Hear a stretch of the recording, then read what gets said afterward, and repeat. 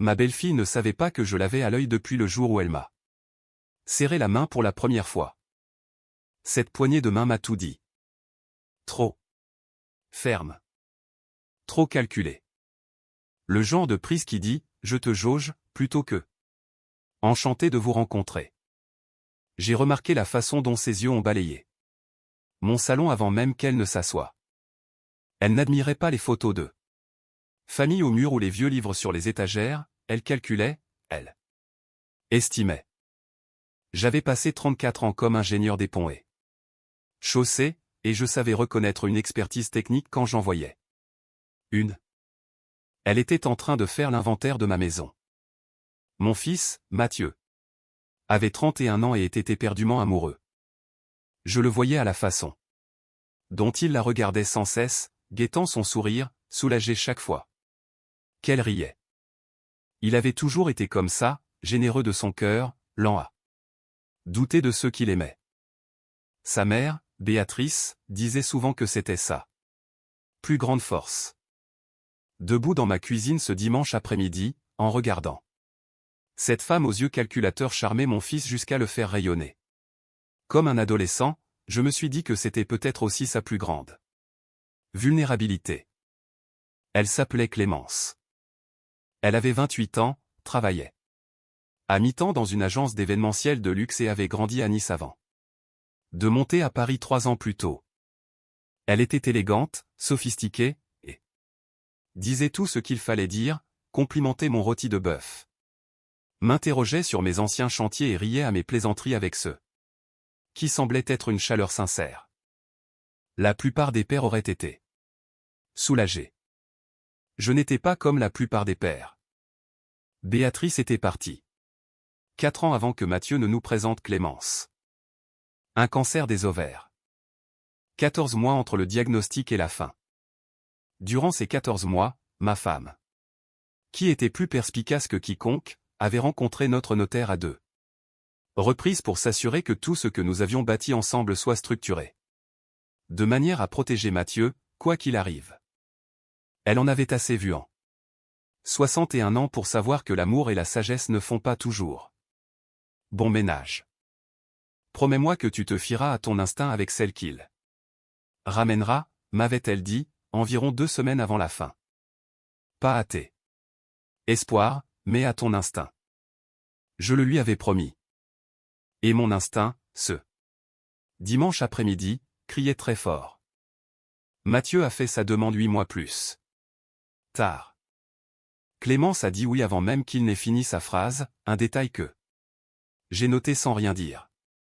La fête de fiançailles a eu lieu dans un restaurant chic du Marais, un endroit dont je n'avais jamais entendu parler, magnifique et hors de prix, où les amuse-bouches coûtaient plus cher que ma première semaine de salaire en 1987.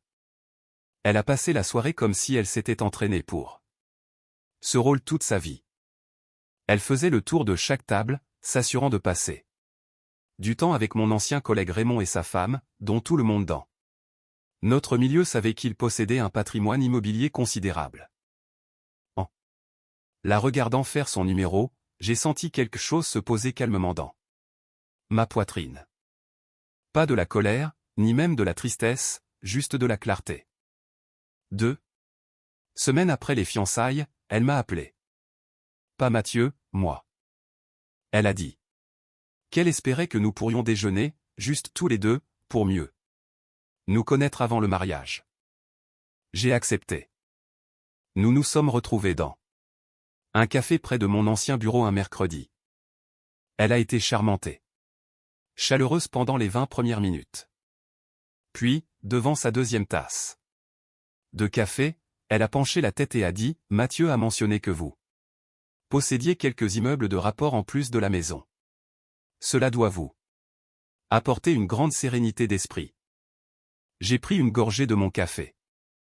L'immobilier demande beaucoup d'entretien, ai-je répondu. C'est plus de travail que les gens ne l'imaginent. Elle a souri. Tout de même, la sécurité, c'est primordial, n'est-ce pas? Je pense toujours que le patrimoine familial est quelque chose qui doit être protégé, gardé au sein de la famille. Je l'ai regardée un instant. Elle a soutenu mon regard sans sourciller. Elle avait répété cette phrase. Je suis tout à fait d'accord, ai-je dit. Béatrice pensait exactement la même chose. Elle n'a rien demandé de plus ce jour-là, mais je suis rentré chez moi en sachant que ce déjeuner n'était pas destiné à faire connaissance. C'était une prise de position stratégique. J'ai appelé notre notaire de famille, Maître Girard, le jour même. Le mariage a été célébré en juin dans un domaine viticole près de Reims, en Champagne. Je ne dirais pas que ce n'était pas beau. C'était magnifique. Je ne dirais pas non plus que je n'ai pas ressenti une vague de chagrin quand Mathieu s'est tenu devant l'autel, car j'aurais tellement voulu que Béatrice soit là pour le voir. Mais le mariage a coûté 180 000 €, dont la famille de Clémence n'a contribué qu'à hauteur de 8 000 €. Mathieu a payé le reste. Et quand j'ai proposé mon aide, il m'a dit calmement que Clémence tenait à ce qu'il se débrouille seul. Ce qu'elle voulait dire, je le comprendrai plus tard, c'est qu'elle ne voulait pas que je m'en mêle, car mon implication signifiait un droit de regard. Et un droit de regard signifiait des questions. J'ai tout de même insisté sur une chose. Avant le mariage, j'ai fait asseoir Mathieu à ma table de cuisine autour d'un café pour une conversation franche. J'ai besoin que tu parles à Maître Girard. Lui ai-je dit. Il a semblé mal à l'aise. Papa, je ne dis rien contre Clémence, ai-je précisé, ce qui était techniquement vrai. Je dis simplement que ta mère et moi avons travaillé pendant 37 ans pour bâtir ce que nous avons, et j'ai besoin de savoir que c'est protégé pour l'avenir. Ce n'est pas une question de méfiance. C'est une question de structure. Maître Girard peut rédiger un contrat de mariage qui vous protège tous les deux. Mathieu est resté silencieux un long moment. Il a toujours été réfléchi, il ne se dispute jamais par impulsion. Finalement, il a demandé, est-ce qu'elle doit savoir que ça vient de toi? Ça vient de ta mère, ai-je répondu. Il y a des années, c'était déjà prévu ainsi. Il a hoché la tête lentement. Il en a parlé à Clémence la même semaine. Elle a violemment protesté. D'après ce que Mathieu m'a raconté, elle a dit que c'était un manque de confiance, que sa famille ne l'acceptait clairement pas. Mathieu a tenu bon. Il lui a dit que c'était non négociable. 3 jours avant le mariage, elle a signé. Maître Girard m'a confié après coup qu'elle avait lu chaque ligne avec une attention extrême et qu'elle avait posé 3 questions très spécifiques sur ce qu'il adviendrait des actifs détenus en fiducie en cas de divorce. Il a dit qu'elle avait été polie, mais d'une rigueur absolue. Elle comprenait exactement ce qu'elle signait, a dit Girard. Je le sais, ai-je répondu. Ils se sont installés dans une maison à Saint-Cloud. L'argent de Mathieu, un prêt sur 25 ans, une superbe meulière avec un grand jardin. Clémence a quitté son emploi dans l'événementiel 2 mois après le mariage. Elle a dit à Mathieu qu'elle voulait lancer son propre cabinet de conseil. 1 an et demi plus tard, le cabinet n'avait qu'un seul client et un site web très esthétique. Les dépenses ont commencé progressivement. Une rénovation de la salle de bain principale, 40 000 €.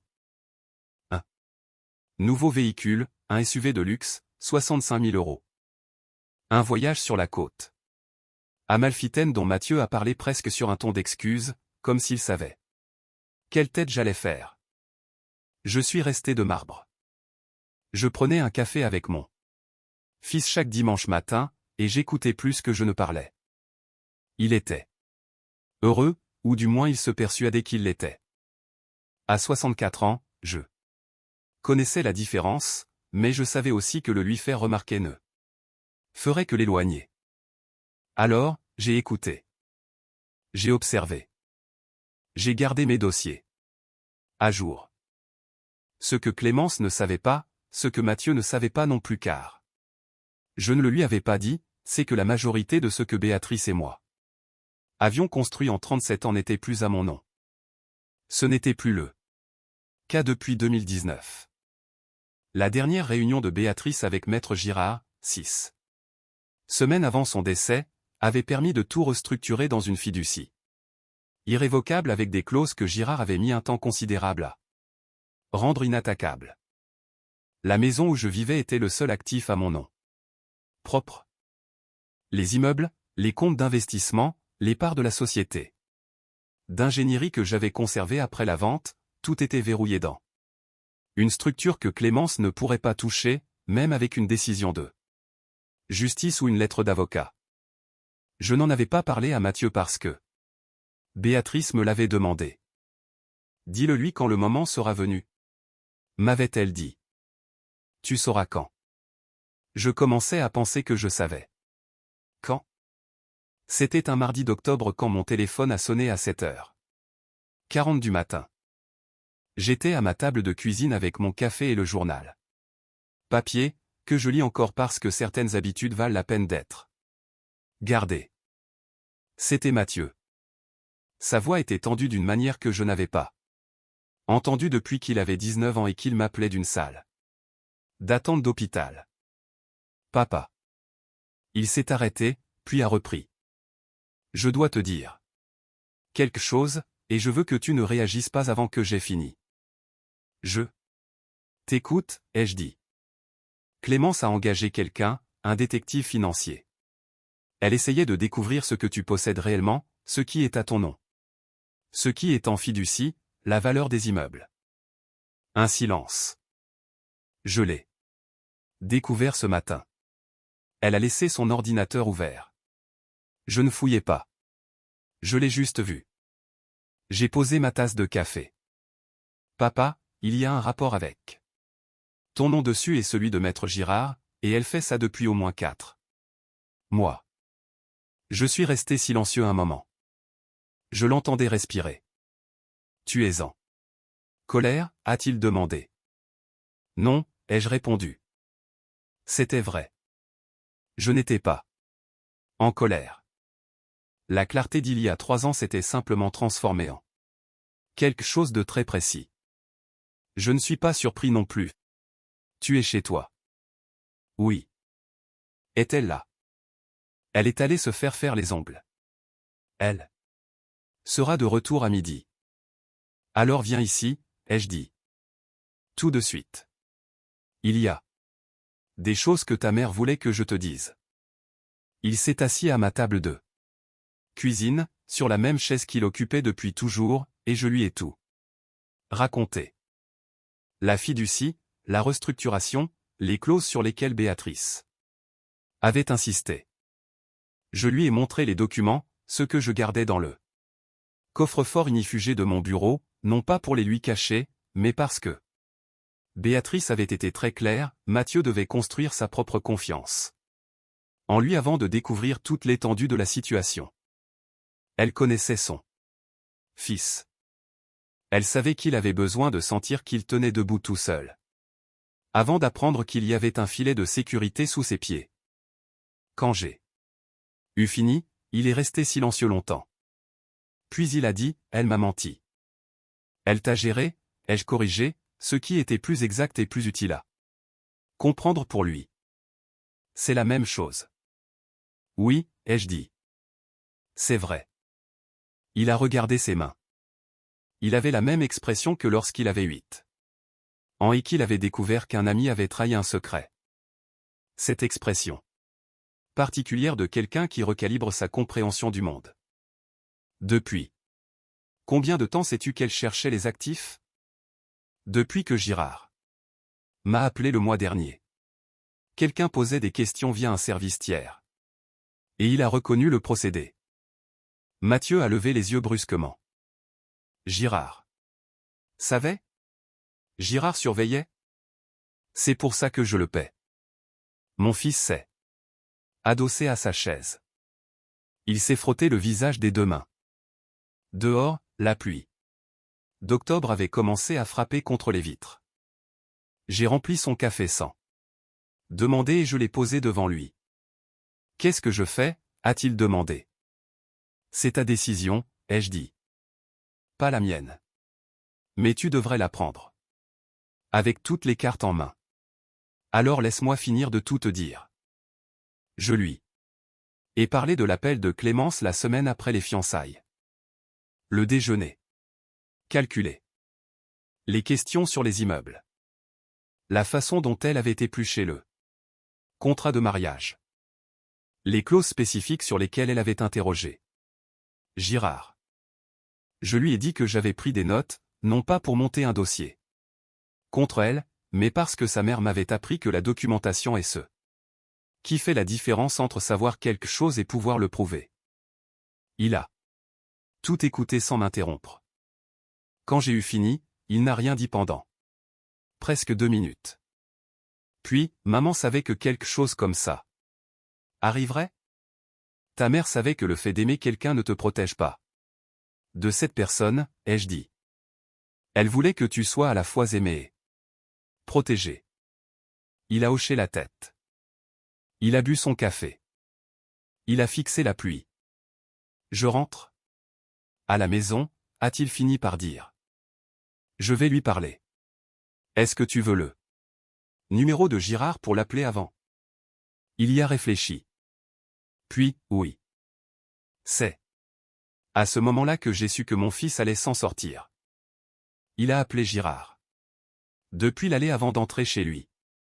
Girard lui a expliqué exactement ce que couvrait le contrat de mariage.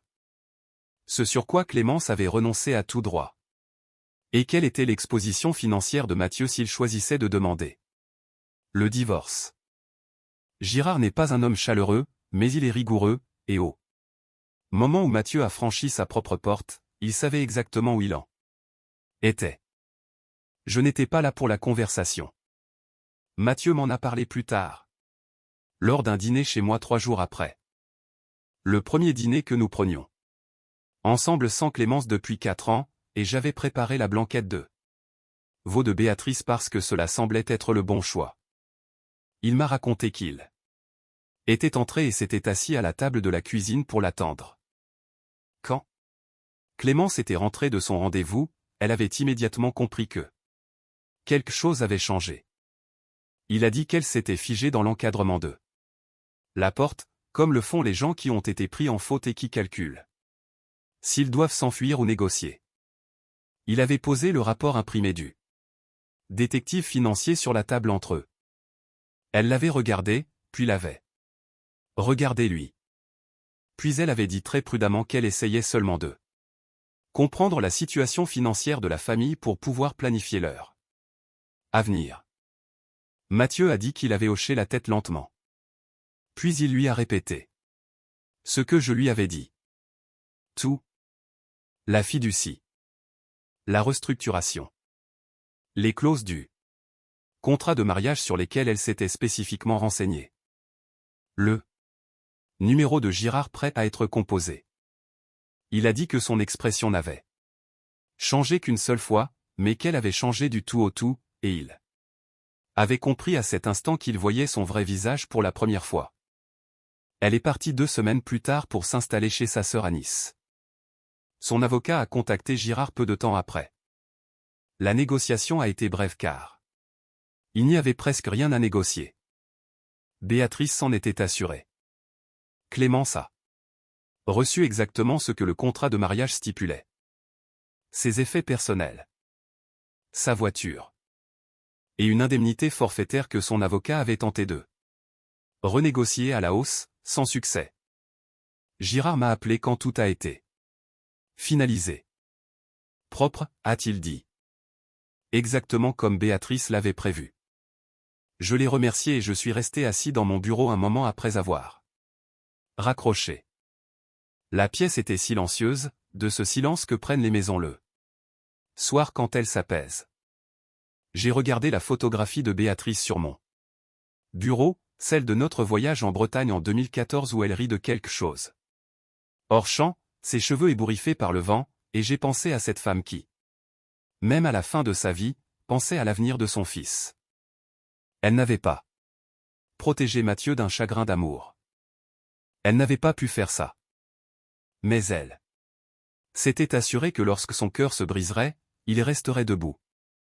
Cela fait 14 mois que le divorce a été prononcé.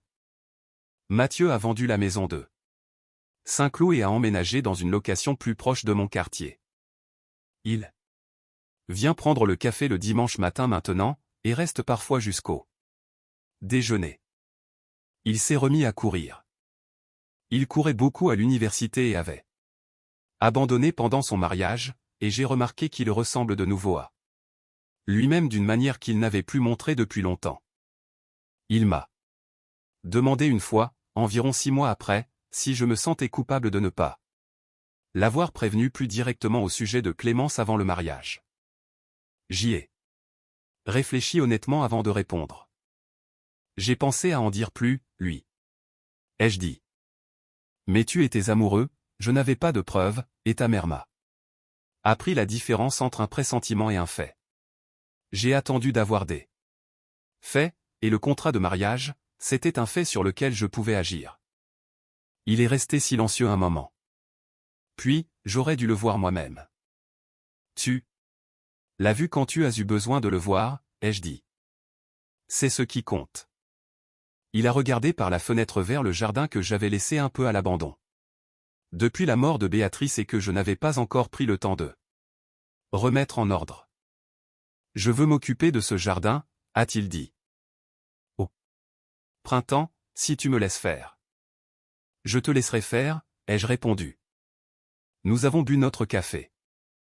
Le matin était très paisible. J'ai pensé à Béatrice. Riant sur cette photo en Bretagne. À 37 ans d'une vie construite avec assez de soin pour qu'elle puisse garder sa forme même quand tout autour vacille. Certaines choses, on les bâtit pour soi-même. D'autres, on les bâtit pour ceux qui viennent après nous. La sagesse, s'il y en a une, c'est de savoir faire la différence et de bâtir les deux aussi bien que possible. Je pense que Béatrice savait. Je pense qu'elle a toujours su.